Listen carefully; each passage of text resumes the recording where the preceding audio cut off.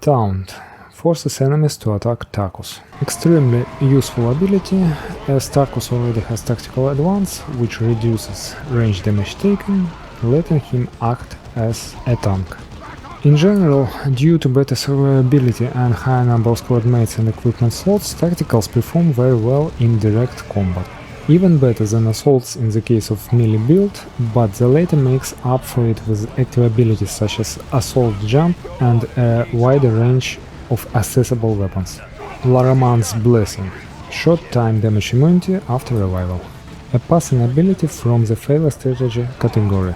It only works when things are already bad and it's not enough to fix them. All through, situationally it can be useful. For example, revived Tacos can press taunt, but it's not a good idea to build a strategy around it.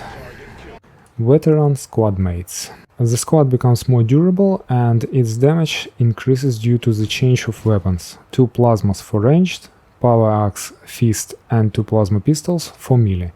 Both options become much more effective against elites and vehicles. Also, Power Fist has a chance to stun vehicles, including Carnifexes, but it does not have the greatest DPS, so you don't always want to take it on Force Commander or Tadeusz, but when you get it for free on Squad Mate, it's a big plus. Overall, it's one of the best talents. I shall not fall. Under tactical advance, the Tacos HP doesn't drop below 1.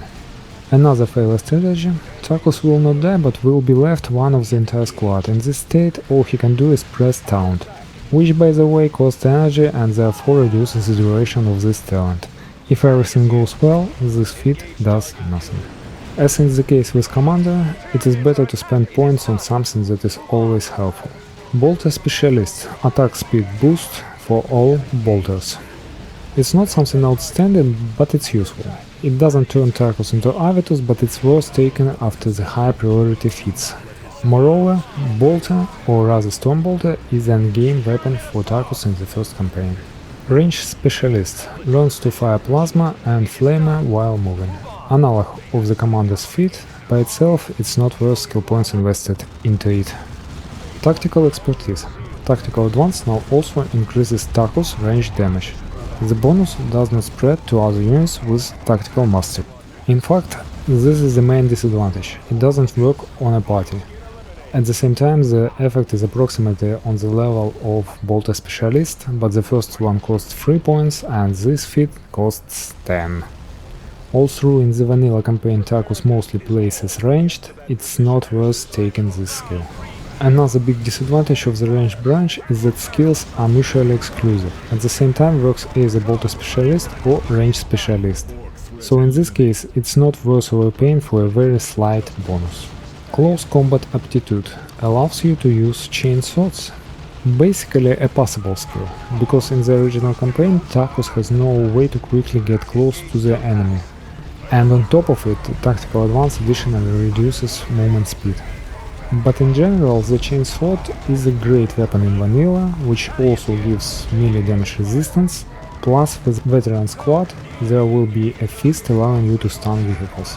If good melee equipment is dropped, you can use it, but in general, in the first campaign your choice is a Bolter or Plasma, with an eventual transition to a Stormbolter.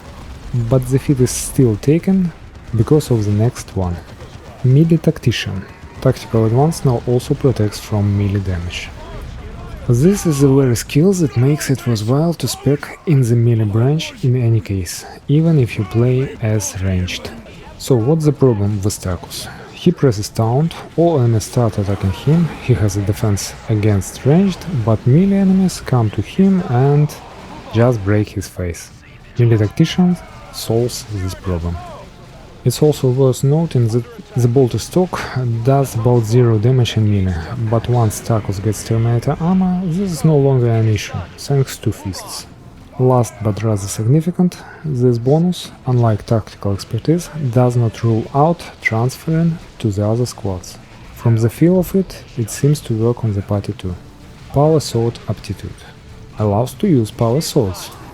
Almost useless skill in vanilla campaign. Firstly, Power Swords there have a very modest DPS, besides we are fighting a lot of light infantry, against which Chain Swords, which also grants melee resistance are just better. Secondly, on Tarkus you want to be a Terminator, and they don't use power swords. There are literally 2 good power swords in the campaign, but both of them are only available in the late game, when you don't need them anymore. Improved loadout. An additional equipment slot is always a must-have, but don't rush it, take it when needed. It is worth noting that free equipment slots are really cool. By default, one slot is occupied by a grenade, which in the case of Terminator can be changed to Cyclone Missile, which by the way has full friendly fire and perfectly one-shots your own squads. But that's not the point. In vanilla there are a lot of seal superiority with extra armor or damage resistance. With them the tacticals end up being a very powerful squad thanks to 3 available slots. Grenadier. Frag grenades now cost energy instead. In the original campaign this is absolute garbage. First of all, there are no other ways to quickly restore energy besides Commander's Battle Cry. Then supply crates here restore all types of resources at once, and there are plenty of crates on missions.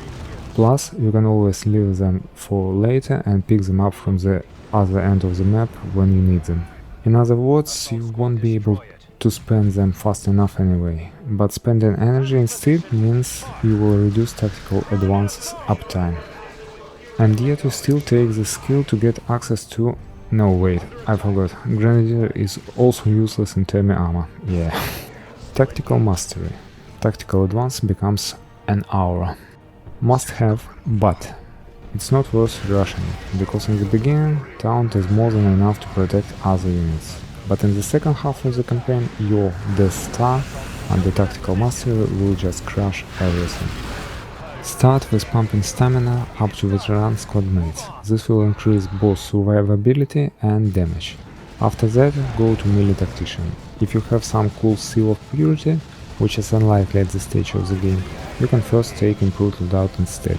Next, get tactical mastery and then finish with Volta Specialist. As a result, we play as a ranged Terminator, who in case enemies come to him, just beats them with fists.